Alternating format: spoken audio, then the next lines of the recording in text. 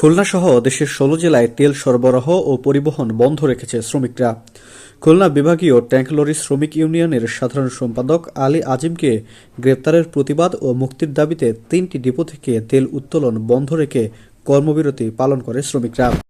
সোমবার সকালে খলিশপুরে অবস্থিত বিভাগীয় ট্যাংক লরি শ্রমিক ইউনিয়নের কার্যালয়ের সামনে এ কর্মবিরতি শুরু করেন শ্রমিকরা। এদিকে আলী আজমকে গ্রেপ্তারের প্রতিবাদে দ্বিতীয় দিনে সকাল ৮টায় পদ্মা, মেঘনা, যমুনা ৩টি তেল ডিপো থেকে জ্বালানি তেল উত্তোলন ও পরিবহন বন্ধ হয়ে যায়।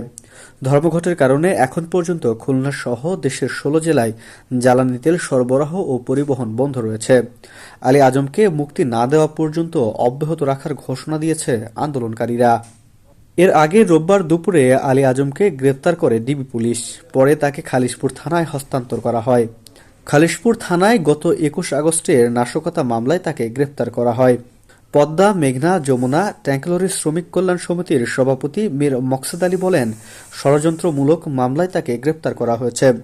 যতক্ষণ পর্যন্ত আলী আজিমকে মুক্তি দেওয়া না হবে ততক্ষণ পর্যন্ত এই আন্দোলন অব্যাহত থাকবে।